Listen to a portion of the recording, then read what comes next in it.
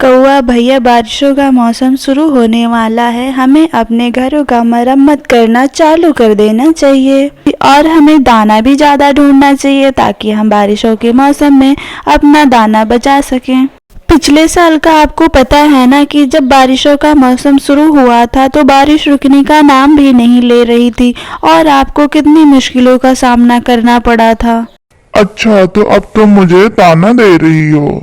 नहीं नहीं कौवे भैया, मैं तो आपको बस याद दिला रही हूँ ताकि इस टाइम पे आप काम कर लें और बारिश के मौसम में जैसे सारे पक्षी आराम करते हैं वैसे आप भी आराम करें। मैं कोई बेवकूफ नहीं हूँ। तुम अकेली इस जंगल में सबसे ज्यादा होशियार नहीं हो। अब तुम यहाँ से जाओ और मुझे आराम करने दो। जब मेरा मन होगा मैं काम कर लूंगा। अरे अभी तो बारिश शुरू होने में बहुत दिन है। अरे कौवा भैया, आप तो गुस्सा ही हो गए। मैंने तो आपका भला ही चाहा था और आपकी जैसी मर्जी। अब मैं चलती हूँ। और चिंकी चिड़िया वहाँ से चली जाती है। बड़ा आई मेरा भला चाहने वाली। जब भी मैं आराम करने जाता हूँ ये चिंकी चिड़िया आ जाती है मेरा सर खाने के लिए और भाषण देने के लिए। कालू कौवा बहुत ही कामचोर था। असल में उसे मांग कर और छीन कर खाने की आदत थी और सारे पक्षी बहुत ज्यादा मेहनत कर रहे थे और दाना भी ज्यादा ढूंढ रहे थे और अपने घोंसले को ज्यादा मजबूत बनाने का भी काम जोरों शोरों से कर रहे थे। अरे चिंकी चिड़िया, आज भी कालू नहीं आया क्या? नहीं तोते भैया, मैं गई थी उसको बुलाने के लिए लेकिन उसने मुझे इतना सुनाया कि मैं वहां से शर्मिंदा होके चली आई। चिंकी चिड़िया, तुम्हें वहां जाने की क्या जरूरत थी? जब अपनी चिंता खुद नहीं करता तो मैं क्यों करूं? तोते भैया, वो इस बात पे क्यों शर्म करेगा कि वो बारिश के मौसम में किसी और के पास दाना लेने के लिए ना जाए। पिछली बार उसने बारिश में मुझे बहुत ज्यादा तंग किया था और उसे मैंने दाना भी दिया था, तो इसलिए गई थी वहां पर ताकि वह पिछली बार जैसे मुझे तंग किया था इस बार ना तंग करे और थोड़ा सा दाना इकट्ठा कर ले और थोड़ा सा काम कर ले, इसलिए मैं चली गई थी। चिंकी चिड़िया, तुम इसे इस बार अपने मुंह ही ना लगाना। अभी वो लोग ये सारी बातें कर ही रहे थे तभी उस कौवे का मामा वहां पर आ जाता है। कालू को कहीं देखा है आपने? अभी तो घर पर ही था। अब निकल गया होगा कहीं आवारागर्दी करने। अंकल जी, थोड़ा आप कालू को समझाएं, उससे कहें कि वो थोड़ा सा काम कर लिया करे। वो दूसरों की भोजन पर केवल नजर रखता है, इसीलिए उसकी पत्नी भी उसको छोड़कर चली गई।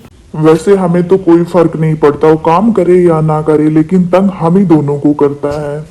अब बारिशें शुरू ही होने वाली हैं। या तो पूरा दिन वो सोता रहता है या तो घूमने वो निकल जाता है। पूरा दिन वो घूमता रहता है, कोई काम धंधा नहीं करता है। और जब बारिश शुरू होती है तो हम सबका दरवाजा तोड़कर हम लोग का भोजन खा जाता है। मैं तो समझा समझा के थक गया हूँ, वो तो सुनता ही नहीं है। पता नहीं मेरी बहन से ऐसा कौन सा पाप हो गया तो जो ऐसा बेटा निकल गया, बिल्कुल अपने बाप पर गया है। इसके बाप ने भी मेरी बहन की जिंदगी ऐसे ही मुश्किल बना रखा था, ऐसे ही वो परेशान करता था। एक बार कालू मिल जाए मुझे, फिर इसकी मैं क्लास लेता हूँ। अब शाम होने ही वाली है, हो सकता है कालू अपने घर आ गया हो। तो अच्छा, तो ठीक है, तो फिर मैं चलता हूँ। और कौवे का मामा जी कालू कौवे के घर चला जाता है और चिड़िया और तोता भी अपने अपने घर चले जाते हैं। अरे मामा जी, आप इस वक्त? क्यों, मैं इस वक्त नहीं आ सकता? नहीं नहीं, मेरा मतलब ये नहीं था मामा जी। मैंने सोचा आज रात तुम्हारे यहाँ ही गुजारूं। क्या? अच्छा मामा जी, आप बहुत अच्छा किए मेरे यहाँ आकर। अरे मामा जी, मुझे बहुत दिनों से आपकी याद आ रही थी। आपने आकर यहाँ बहुत अच्छा किया। मैं बहुत ज्यादा उदास था आपसे मिलने के लिए, इसलिए मुझे तुम खाना दो, मुझे बहुत जोरों की भूख लगी है। कौवे के तो होश ही उड़ जाते हैं। वो खाना कहाँ से ला कर देता, वो तो खुद ही बुलबुल के यहाँ से खाना चुरा कर खा कर आ रहा था। मामा जी, आपको तो पता ही है कि मैं कितना मेहनती हूँ। इस मेहनत की वजह से सारे पक्षी मेरी बहुत ज्यादा इज्जत करते हैं। इस मेहनत की वजह से सारे पक्षी मेरे से खुश होकर और एक जिम्मेदारी मुझे दे रखे हैं कि पूरे जंगल में मैं एक ऊंची उड़ान लगाकर एक बार चक्कर लगा लिया करूं। तो इस जिम्मेदारी की वजह से सारे पक्षी मुझे जिम्मेदारी दिए हैं। तो मामा जी मैं अभी इस जिम्मेदारी को पूरा करके आता हूँ आपके लिए खाना लेकर। अच्छा तो फिर जल्दी आना। कालू कौवा वहां से चला जाता है, सीधा वह चिंकी चिड़िया के घर चला जाता है। चिंकी दीदी मुझे आपसे एक काम था। क्या बात है? वो मैं ये कहने आया था कि मुझे अपने साथ कल काम पर ले चलिएगा, मैं भी चलूंगा काम पर। आज मैंने आपकी बहुत ज्यादा बेइज्जती कर दी तो प्लीज मुझे माफ कर दीजिएगा। तुम्हारे जाने के बाद मैंने सोचा तुम तो मेरे भले के लिए ही कह रही हो। अच्छा बाबा, ले जाऊंगी, अब मुझे नींद लगी हुई है। और मुझे और भी कुछ कहना था। और क्या कहना है तुमको? आज मुझे थोड़ा दाना मिल जाता, मैं कल तुमको वापस कर दूंगा। असल में मेरे मामा अचानक से आ गए, अब मेरी इज्जत तुम्हारे हाथ में है। तो अच्छा, इसलिए पहले इतना मीठा बना हुआ था, असल बात पे अब आ गया तू। चिंकी चिड़िया थोड़ा दाना कौवे को दे देती है। कालू भाई, ये दाना मैंने तुम्हारे मामा के लिए दिया है, कल की बात पे तुम अटल रहना। तुम दोबारा दाना लेने आए तो अब मैं कभी भी तुमको दाना नहीं दूंगी। हाँ चिंकी चिड़िया, अब मैं तुम्हारे पास दोबारा नहीं आऊंगा दाना लेने। और जैसे ही कालू कौवा पीछे मुड़ता है, उसके मामा जी पीछे बैठे सारी बातें सुन रहे होते हैं। ले लिया तुमने उड़ान पूरे जंगल की। बस मैं यहाँ से गुजर ही रहा था कि चिंकी चिड़िया ने मुझे बुला लिया और मुझे दाना दे दिया। चलिए मामा जी, अब हम दोनों घर चलते हैं। और वो दोनों कौवे के घर चले जाते हैं। कालू कौवे, यदि मेरी मरी हुई बहन का कोई ख्याल नहीं होता मुझे, तो मैं तुम्हारी कभी कोई परवाह नहीं करता। तुम्हें शर्म भी नहीं आती है ये सब करते हुए। मामा जी, आपको बहुत ज्यादा गलतफहमी हुई है। कालू कौवे, अब तुम कितना झूठ बोलोगे, तुमको शर्म भी नहीं आती है झूठ बोलते हुए। तुम्हारी हरकतों से मुझे खुद शर्मिंदा हो रहा है। अब मैं तुम्हारे पास एक मिनट भी नहीं रुकूंगा। अगर तुमने अपने आप को नहीं बदला तो मैं तुमसे अपना सारा रिश्ता खत्म कर लूंगा। और उसका मामा वहां से चला जाता है। ये मामा जी भी ना, आज ही इनको आना था। मैं आराम से सो रहा था, सारा मजा आकर इन्होंने किरकिरा कर दिया। कालू भैया जल्दी उठ जाओ, लग रहा है बारिश आने वाली है। देखो बारिश होने वाली है, चलो जल्दी से हम लोग दाना ले आते हैं। कुछ दाना तो इकट्ठा कर ही लेते हैं। एक तो मैं जब भी अच्छा सपना देखता हूँ तुम आ जाती हो। तुम जाओ यहाँ से, मुझे नहीं जाना है तुम्हारे साथ। चिंकी चिड़िया हैरान हो जाती है और सोचती है कल तो ये अच्छा बना फिर रहा था और आज ये नाटक कर रहा है। तुम्हारा सच में कुछ नहीं हो सकता। और चिंकी चिड़िया ये कहकर चली जाती है वहां से। अरे चिंकी चिड़िया, कालू कौवे का मामा चला गया? हाँ तोता भैया, उसका मामा चला गया। इसके बाद से चिंकी चिड़िया तोता को सारी बात बताती है। चिंकी चिड़िया, तुम भी उसकी बातों में आ जाती हो।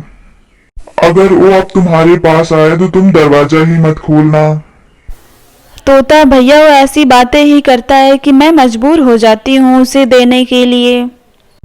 दोनों बातें ही कर रहे होते हैं कि अचानक से बारिश शुरू हो जाती है। दोनों अपने अपने घरों में चले जाते हैं और सभी पक्षी बारिश का मजा ले रहे होते हैं अपने अपने घोंसलों में से, सिवाय उस कौवे के। और उसे भूख भी बहुत जोरों की लगी होती है।